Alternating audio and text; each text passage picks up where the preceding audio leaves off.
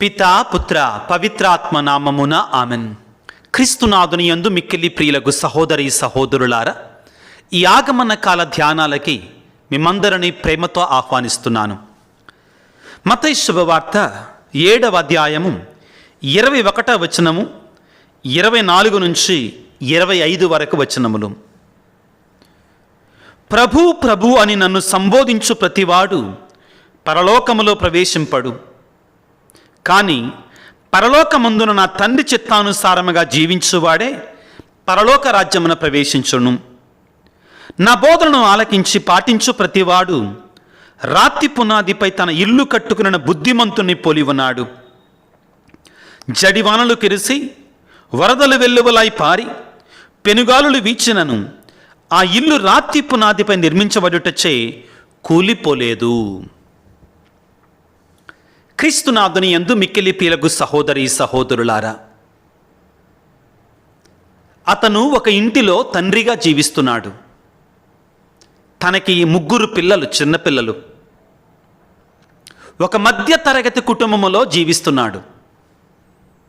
తనకు చాలనటువంటి ఉద్యోగములో కొన్ని డబ్బులను దాచిపెట్టి క్రిస్మస్ పండగకి ఒక 10 రోజుల ముందు షాప్కి వెళ్ళి తన పిల్లలకి కొన్ని వస్తువులు, క్రిస్మస్ గిఫ్ట్లు కొనడానికి షాపింగ్కి వెళ్ళాడు.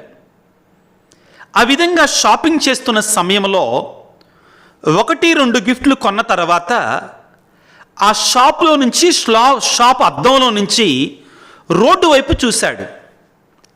ఆ రోడ్డు దగ్గర ఆ గ్లాసులో నుంచి షాపుకెళ్ళి ఒక పిల్లవాడు, ఒక పేద పిల్లవాడు చిరిగిపోయిన బట్టలతో, చింపిరి జుట్టుతో ఆశతో ఆ షాపుకెళ్ళి చూస్తూ ఉన్నాడు. తండ్రి మొదట్లో ఆ పిల్లవాడిని పట్టించుకోలా.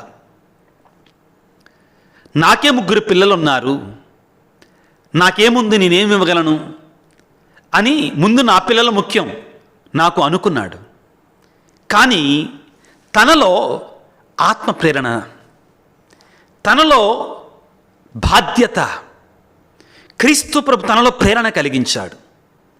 తనలో కలుగుతుంటే ఆ ప్రేరణ తట్టుకోలేక ఆ షాపింగ్ అలా ఆపి బయటికి వచ్చి ఆ చిన్న పిల్లవాడు, ఆ పేద పిల్లవాడు, బట్టలు చిరిగిపోయి మాసిపోయి కటిక పేదరికంలో నా పిల్లవాడిని చెయ్యి పట్టుకొని లోపల తీసుకుని వెళ్ళారు.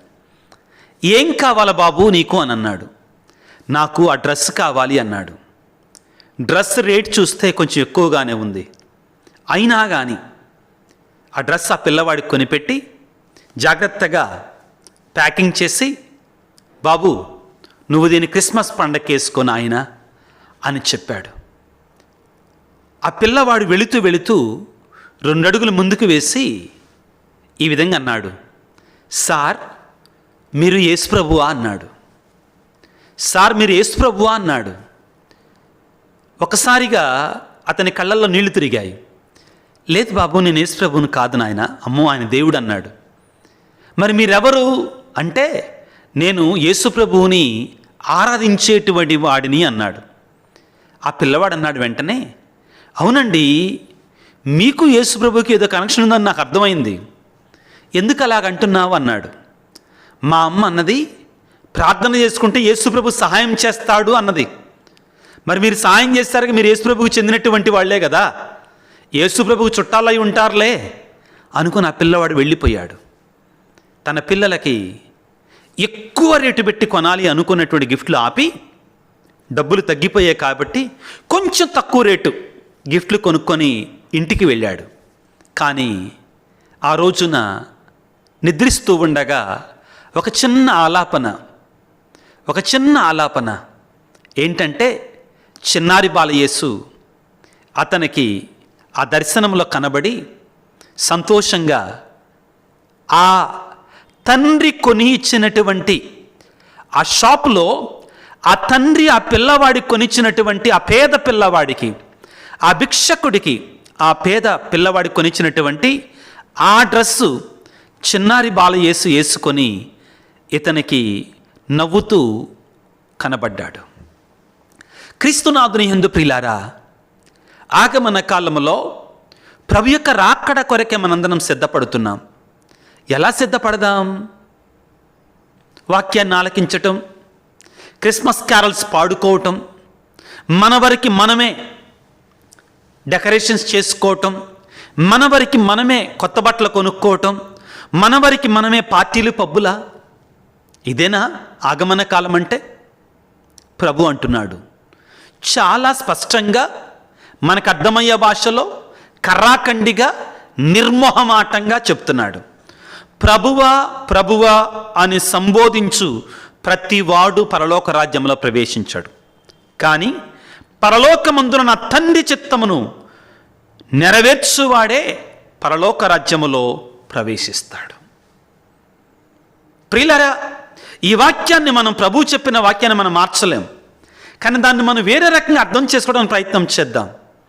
రావయ్యా రావయ్యా యేసయ్యా అని పాటలు పాడిన ప్రతి ఒక్కడి హృదయంలో యేసయ్య జన్మించడో, కానీ ఆ యేసయ్య కోరుకునేటువంటిది ఏమిటంటే, అదిగో ఆ తండ్రి చేసినట్లుగా ఏదో ఒక పేదవానిలో, ఏదో ఒక అభాగ్యునిలో యేసయ్య ముఖాన్ని చూడగలిగితే అప్పుడు యేసు ప్రభు నీలో ఉదయిస్తాడు, నాలో ఉదయిస్తాడు. పిల్లారా, క్రైస్తవులంగా ప్రభు యొక్క రాకడ కొరకే ఎదురు చూసే మనకి ఇది చాలా ముఖ్యమైనటువంటి సందేశం పిల్లారా.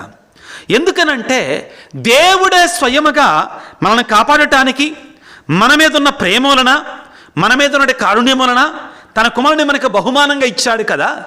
మరి మనము కూడా క్రిస్మస్ అంటేనే బహుమానాల పండగ, క్రిస్మస్ అంటేనే బహుమానాల పండగ. మరి ఆ పండగకి ఎలా సిద్ధపడదాం? ఇతరులకు బహుమానం ఇవ్వటం ద్వారా. ఇక్కడ బహుమానం అంటే ప్రియులారా చాలా రకాల బహుమానాలు ఉన్నాయండి. ధనాన్ని సహాయం చేయటం ఒక బహుమానం అయితే, మంచి మాటలు చెప్పటం ఇంకా గొప్ప బహుమానం ప్రియులారా. ఓదార్చటం ఇంకా గొప్ప బహుమానం ప్రియులకు దేవుని బిడ్డలారా. చాలా రకాలుగా ఉన్నాయి. ఒకళ్ళ కోసం ప్రార్థన చేయటం, ప్రార్థనకు మించినటువంటి బహుమానం మరొకటి లేదండి మనం ఇతరులకు ఇవ్వగలిగింది. అలాగని మనం పేదవాడు అక్కడ ఉంటే నీకోసం ప్రార్థన చేస్తాలే, నువ్వు వెళ్ళిరా అంటే మనం పెద్ద అబద్ధీకులం అంటండి. యాకోబు పత్రికలో ఈ విషయాన్ని గురించి చాలా సూటిగా చెప్తాడు పిల్లారా. యాకోబు పత్రిక 2వ అధ్యాయము 14వ వచనం చదువుతున్నాను, చాలా జాగ్రత్తగా ఆలకించండి పిల్లారా. నా సహోదరి సహోదరులారా, ఏ వ్యక్తి అయినను నాకు విశ్వాసం ఉన్నది అని చెప్పుకొన్నచో అతని చేతలు దానిని నిరూపింపకున్న ఎడల దాని వలన ప్రయోజనమేమి? ప్రభువా ప్రభువా అంటే ప్రయోజనం ఏముంది? ఆ విశ్వాసం అతను రక్షింపగలదా? కూడు గుడ్డల కొరకు ఏ సోదరుడైనా లేక సోదరి అయినా అలమటించుచున్నచో వారి జీవిత అవసరములను తీర్పక, దేవుడు మిమ్ము దీవించుగాక, చల్లగా జీవించు, హాయిగా భుజింపుడు అని మీలో ఎవడైనా పలికినడల ప్రయోజనం ఏమైనా ఉన్నదా? జాగ్రత్తగా ఆలకించండి.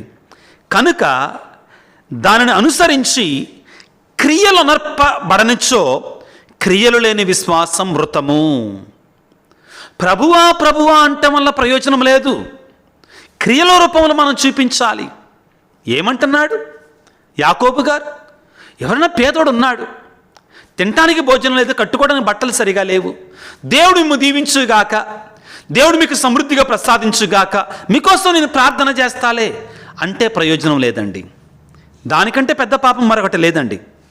అదే యాకోబు రాసినట్టు లేఖలో 4వ అధ్యాయం 17వ వచనంలో, మేలైనది చెయ్య నరిగియు, మేలైనది ఏదో తెలిసి కూడా చేయనట్లయితే అట్టువాడు పాపము చేస్తున్నాడు. మనం పేదలకు సహాయం చేయాలని మనకు తెలుసు, కానీ చేయకపోతే మనం పాపం చేసినట్లే అని చాలా స్పష్టంగా చెప్తున్నాడు. కాబట్టి పిల్లారా, మనందరం కూడా పేదలకి మనం సహాయం చేసినప్పుడు, ముఖ్యంగా యాగమన కాలంలో అవసరంలో ఉన్నటువంటి వారికి సహాయం చేసినప్పుడు మనకి మనమే గొప్ప మేలు చేసుకుంటున్నాం. పరలోకములో ఆ పేదలకి మనం చేసినటువంటిది మన కొరకే నిధిగా ఏర్పడుతుందటండి. సిరాకు పుత్రుడని యేసు రాసిన జ్ఞాన గ్రంథము 29వ అధ్యాయము 11వ వచనం నుంచి చదువుతున్నాను. దైవాజ్ఞ సూచించినట్లు దాన ధర్మములను నిధిని ప్రోగు చేసుకొనము. దాన ధర్మాలు చేయటం మనకు నిధి పరలోకములో.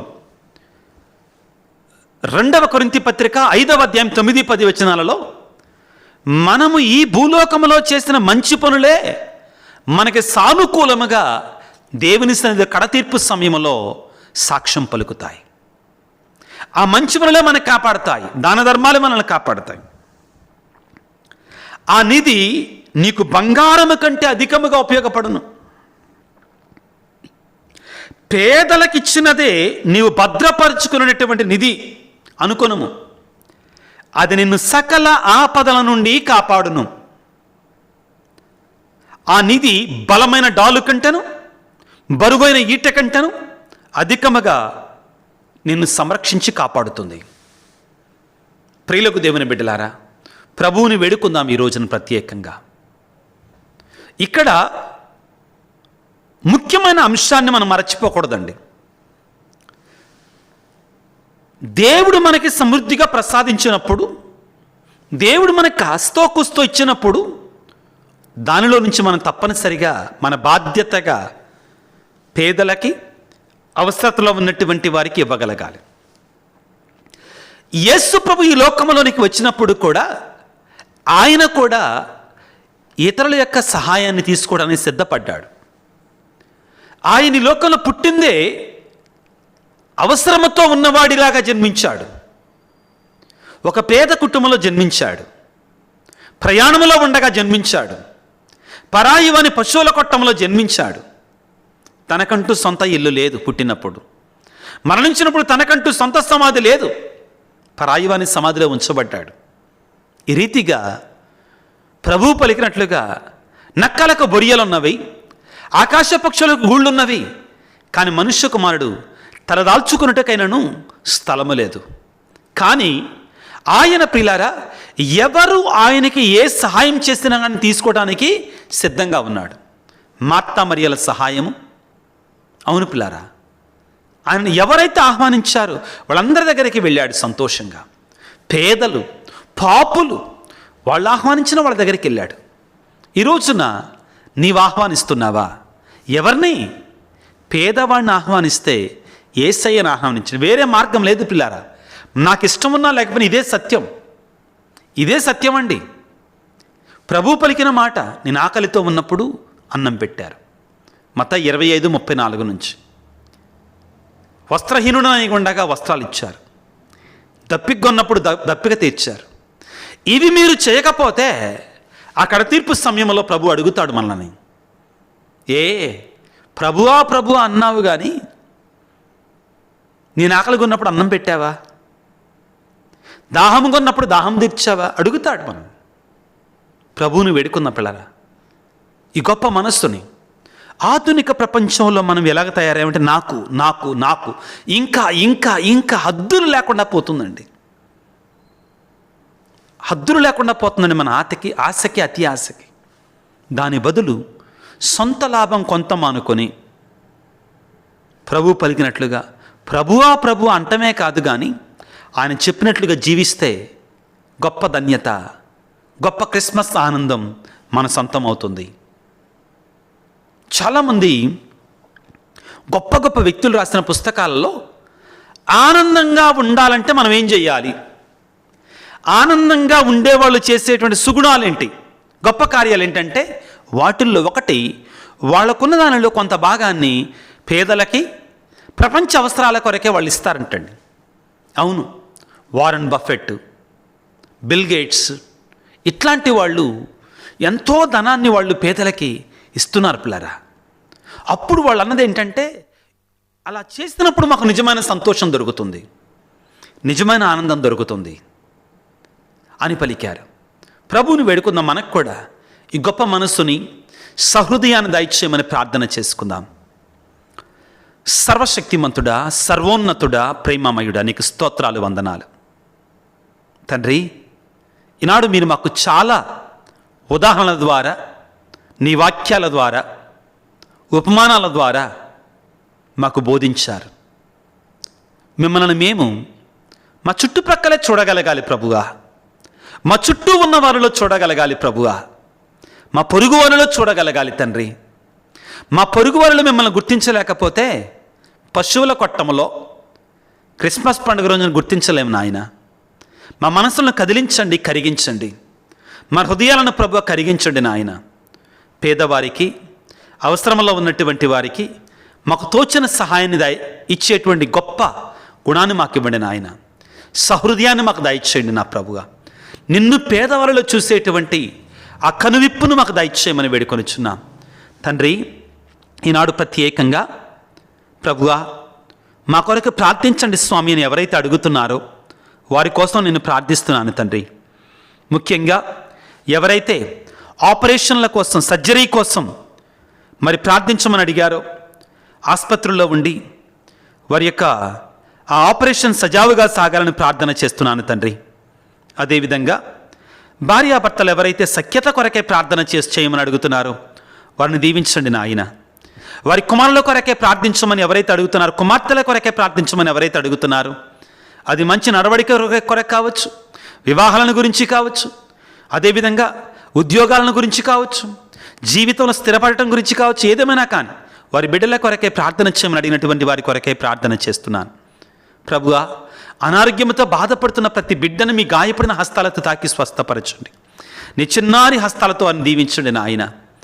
భయంకరమైన వేదన, తెలియనటువంటి ఆందోళన, మానసికమైనటువంటి అస్థిరత్వంతో జీవిస్తున్నటువంటి వారి కోసం ప్రార్థిస్తున్నాను. వారి మానసిక స్థితిని మెరుగుపరచండి, దృఢపరచండి, దీవించండి, ఆశీర్వదించమని మా ప్రభు అయిన క్రీస్తు ద్వారా వేడుకొనుచున్నాము తండ్రి. ఆమెన్. ప్రభువు మీతో ఉందురుగాక, మీ ఆత్మతో ఉందురుగాక. సర్వశక్తి గల సర్వేశ్వరుడు పిత, పుత్ర, పవిత్రాత్మ మిమ్ము మీ కుటుంబాలను చల్లగా దీవించి ఆశీర్వదించి కాపాడుదురుగాక. God bless you. దేవుడు మిమ్ము దీవించుగాక. ఆమెన్.